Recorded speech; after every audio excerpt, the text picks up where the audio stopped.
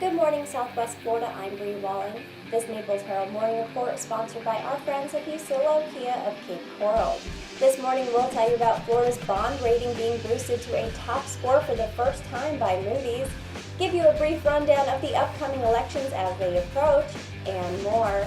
Today is Monday, June 25th, and this is the Morning Report.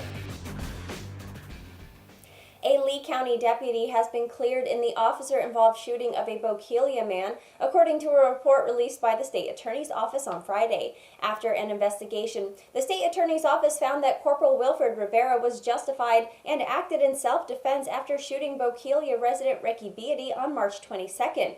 That afternoon, Rivera was dispatched after Ricky Beatty called 911 for assistance. After arriving, Beatty's son informed the deputy that the man had previously been electrocuted and was on medication. Both Rivera and Beatty's son sat and had a discussion with the suspect, who then pulled a knife from the pillow on a couch and allegedly charged the deputy. Rivera drew his firearm and began to back away while Beatty's son attempted to stop the man from attacking the deputy. Beatty stabbed Rivera, but the knife was unable to penetrate the deputy's ballistic vest. Rivera was able to grab the knife hand, but Beatty ripped it away, cutting the deputy. Corporal Rivera then fired one round at Beatty, who fell to the floor. Beatty survived his wound, and no charges will be brought against the officer.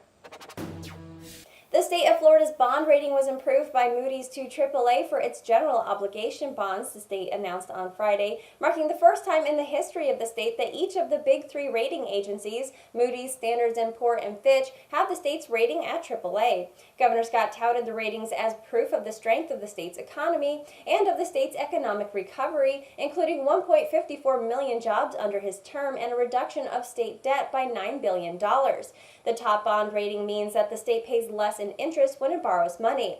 The general obligation upgrade reflects a sustained trend of improvement in the Florida economy and finances, low state debt and pension ratios, and reduced near-term liability risks via the state-run insurance companies.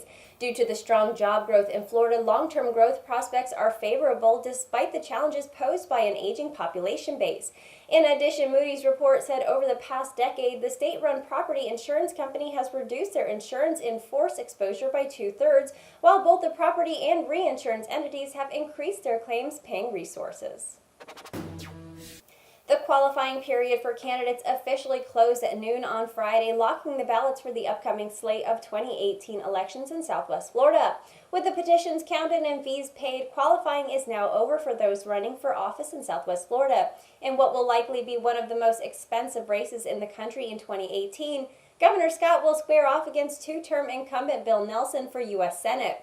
After a noticeable dip following the Parkland school shooting, Scott has bounced back in recent months, holding a consistent if thin lead over the sitting senator in recent polls. The seat that Scott will be vacating is also expected to be hotly contested. The Republican gubernatorial primary is essentially a two-man race between Agriculture Commissioner and state politician veteran Adam Putnam versus Trump-endorsed Congressman Ron DeSantis. Meanwhile, a crowded field of Democrats are vying to earn the right to challenge as nominee and win the governor's office for the first time since 1998.